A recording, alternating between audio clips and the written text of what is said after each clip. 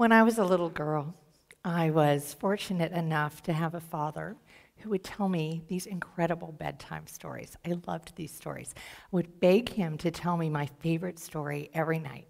You see, my father had created these amazing serial adventure stories for me.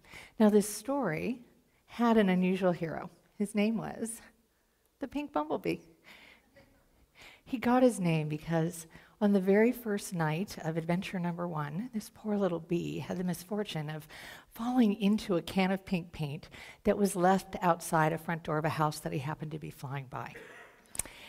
Now, this bee was unfortunately, sadly shunned by all the other bees in the neighborhood simply for being different.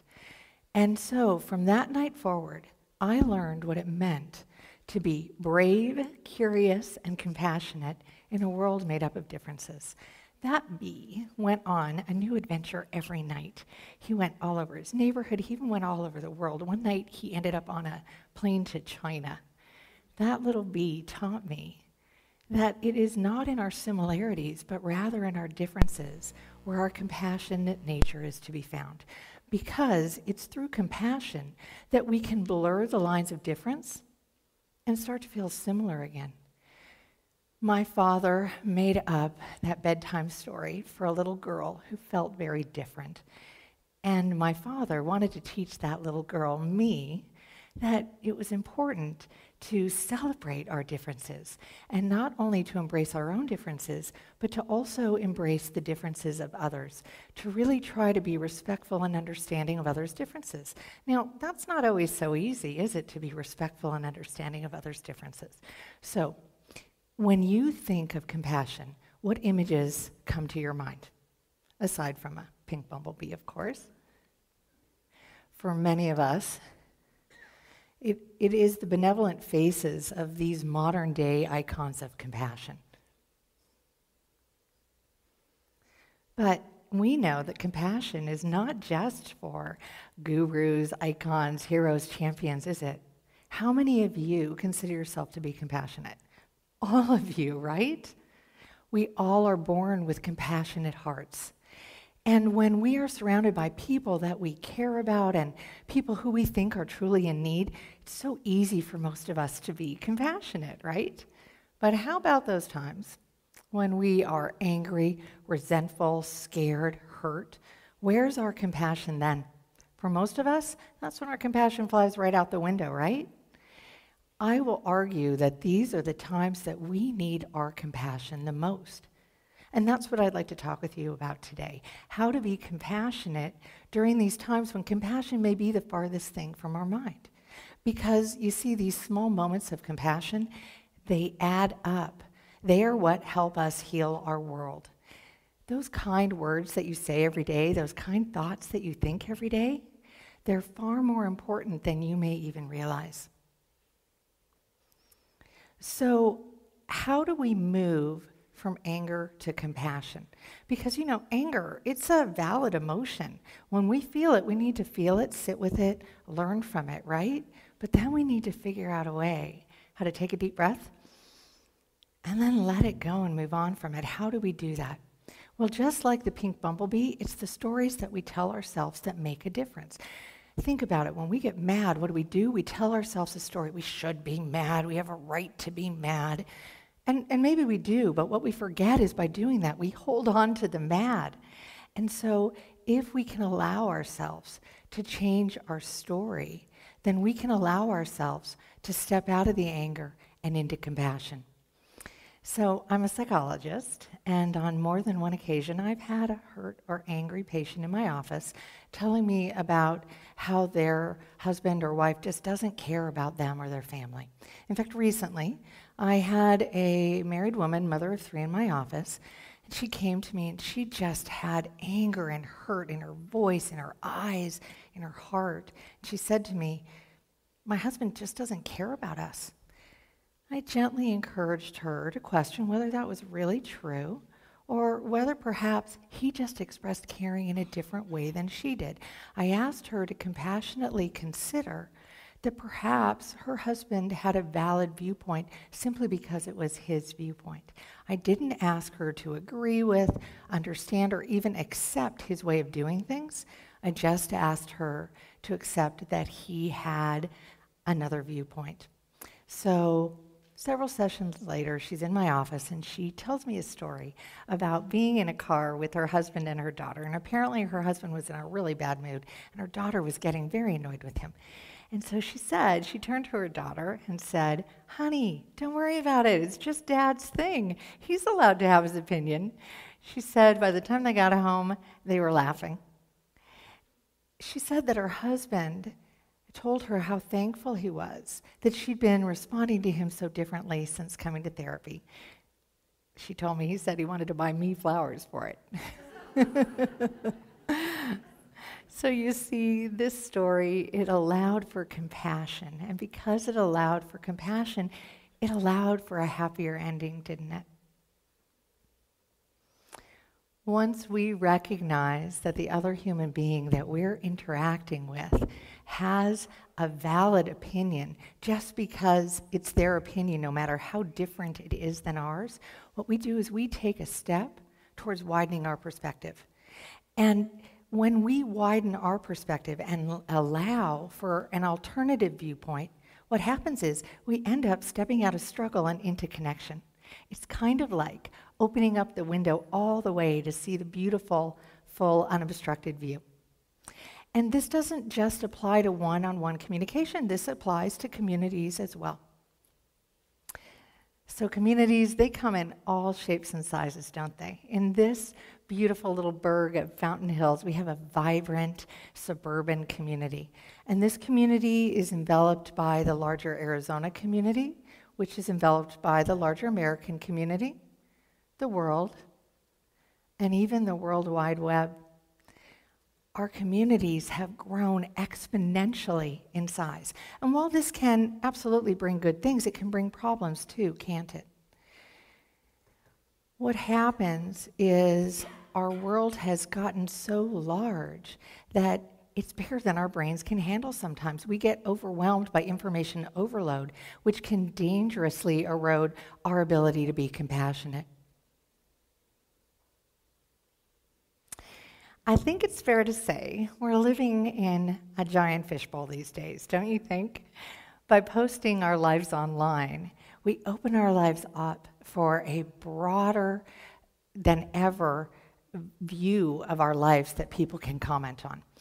The other day I was on the other day I was on Facebook, and I noticed I was in Fountain Hills on Facebook, but I noticed that a friend of mine had posted something a little controversial about a plan for our town involving a senior residence. And soon people started posting dissenting opinions, and the debate was on. People started getting angry. People even got insulting. My friend, he added a compassionate voice. What he did is he asked the angriest commenter a genuine question about what her positive ideas were for the town. The thread began to take a different turn. It softened. What my friend did was brilliant. He knew the secret. Instead of being reactive and defensive, he came with a compassionate, curious voice, and he turned what was an argument into a debate where there was more connection than divisiveness. It was a beautiful thing to see. If you disagree with what's being said, by all means, voice your opinion, but voice it with compassion. Think about it. When you see or hear someone speaking out with anger or rage or hatred, do you hear their message? No, you really hear their anger and their hate and their rage. And if you respond in kind, what happens? That anger and rage, it grows, it escalates. That's not what we want to do, is it? What I suggest is that we need to find a way to speak out with compassion, because when we do that, it's the compassion that we fuel. If we can remember to take things less personally, to try to educate, to try to speak calmly and clearly, and remember that rage and hatred almost always emanate from a place of fear, then we can disarm that rage and hatred with compassion. We can be strengthened by our compassion rather than weakened by hate, which is a beautiful thing. When you get upset by someone's differing opinion in person or on Facebook, this is the time to channel your inner pink bumblebee, my friends. This is the time to really work on being respectful and understanding of another's differences, no matter how different they are from you. If we choose to change the way we disagree, if we choose to approach disagreement and dissent with compassion, then perhaps we can change our communities to more connected, compassionate communities rather than fractionated, dissenting communities. I'm not alone in this plea, of course. There's science to back me now. Have you seen some of the latest research? Compassion is no longer solely in the realm of Buddhist monks and the 1960s activism of peace, love, and rock and roll. Compassion is scientifically proven to change our brains, change our lives, and change our world for the better. Okay, here comes the brain geek portion of my talk. Are you guys ready? Buckle up. I love the brain. It is miraculous and fascinating to me. Science is now telling us that we can literally change our brain. We can rewire it, so to speak. Why am I telling you this? Because we can wire our brains for compassion, and I'm going to show you how. So, this beautiful image, this is what compassion looks like in the brain. These images were taken from Dr. Brian Knudsen's monk study at Stanford University. And these are MRI images of a Buddhist monk's brain while he's actively giving out compassion to the image of a stranger projected in front of him.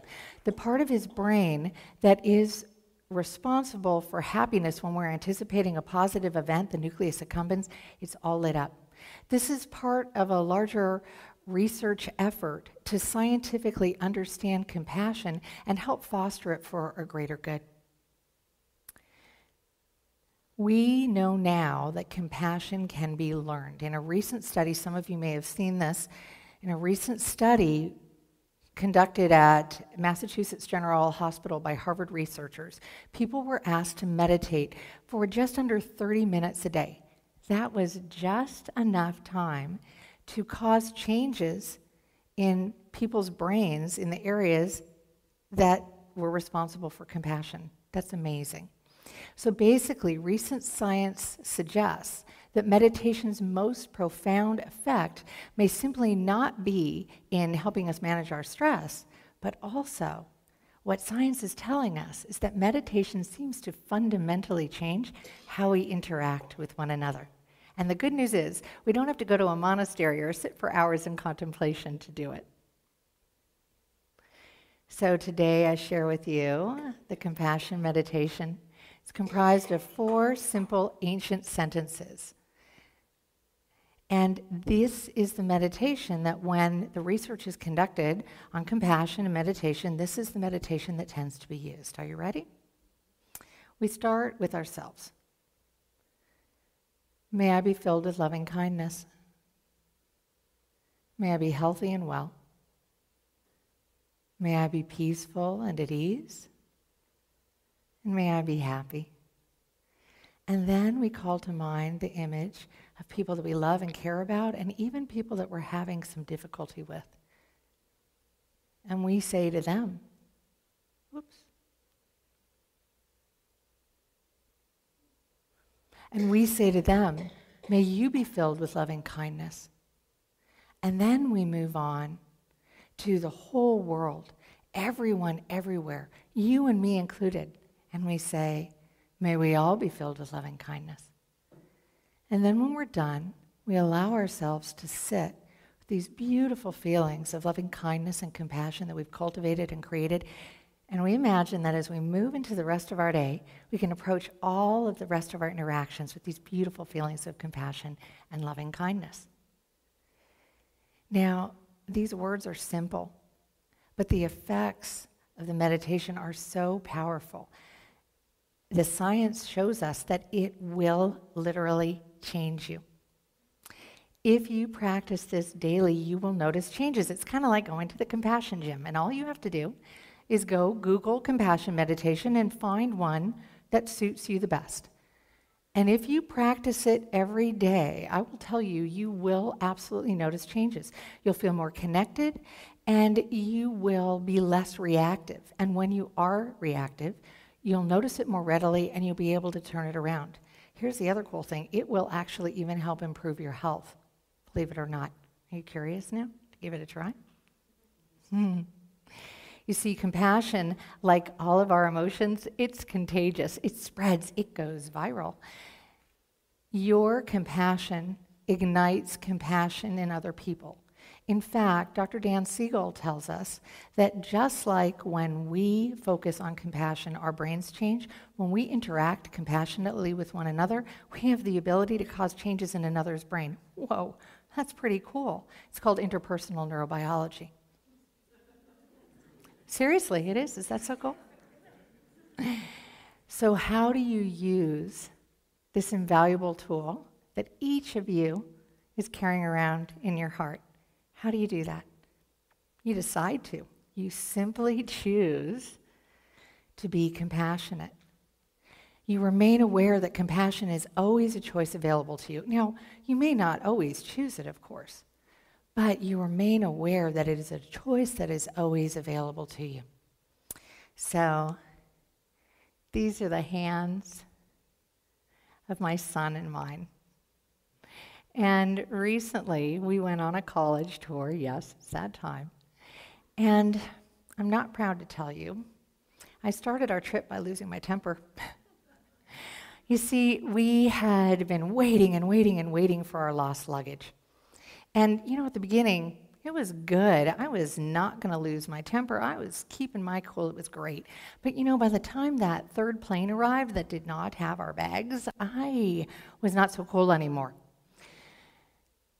I forgot that the people across the counter from me were just other human beings who were dealing with an upset individual me. Those human beings lost their temper, and I lost mine. And I'll tell you, later when I was sitting in my rental car, I felt bad. I really did. I knew that I had not behaved compassionately, which is something that I really do try to do. I try to remember this as a choice. So what I did is I apologized to my son. I literally sent some compassion out to those people that I had lost my temper with. And then I worked on letting go of that anger because I knew I didn't want to carry that with me, that would do no good. So what I'm going to ask you today, I'm going to ask you to choose compassion. And why am I asking you to do that? Because compassion heals. Compassion is the salve to all our emotional wounds. And when you think about it, compassion just feels better than holding on to anger, doesn't it? Do you realize just how powerful you are? Your compassion is powerful. In a world filled with almost daily upsetting headlines, one heart at a time, hands metaphorically, and sometimes literally joined together, can heal the world. And all you have to do is choose compassion. Are you with me? Thank you.